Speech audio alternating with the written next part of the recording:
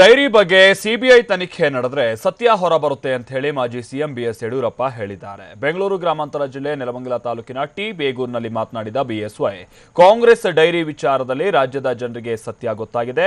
Steel bridge ಕಾಮಗಾರಿಯಲ್ಲಿ 65 ಕೋಟಿ ರೂಪಾಯಿ ಹಗರಣ ನಡೆದಿರೋದು ಕೂಡ ಸ್ಪಷ್ಟವಾಗಿದೆ. ಆದರೆ ಕಾಂಗ್ರೆಸ್ ನಾಯಕರು ಬಿಜೆಪಿ ವಿರುದ್ಧ ಬಹಿರಂಗಪಡಿಸಿದಂತಹ ಡೈರಿ ಸುಳ್ಳಿನ ಕಂತೆ, ಅದು ಮೇಲ್ನೋಟಕ್ಕೆ ಸುಳ್ಳು ಅಂತ ಗೊತ್ತಾಗ್ತಾ ಇದೆ ಅಂತ ಹೇಳಿ ಬಿಎಸ್ವೈ ಹೇಳಿದ್ದಾರೆ. ಹಣ ವಾರದೇನು ಪ್ರಶ್ನೆ ಇಲ್ಲ. ನಾನು ಈಗಾಗಲೇ ಒಂದು ಮಾತು ಹೇಳಿದ್ದೇನೆ.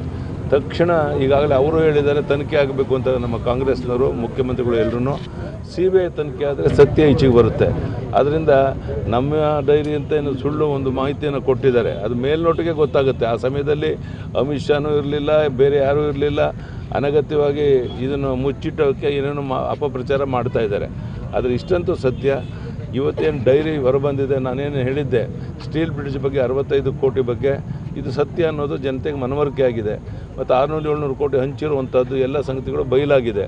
ರಾಷ್ಟ್ರೀಯ ನಾಯಕರಿಗೆ ಅವ್ರು ಹಣ ಕೊಟ್ಟದ್ದು ಬಯಲಾಗಿದೆ. ಇದೆಲ್ಲವನ್ನು CBI ತನಿಖೆ ಮಾಡಿದ್ರೆ ಸತ್ಯ ಈಚೆಗೆ ಬರುತ್ತೆ. ಆವಾಗ ಎಲ್ಲ ಮಾಹಿತಿಗಳು ಸಿಗುತ್ತೆ.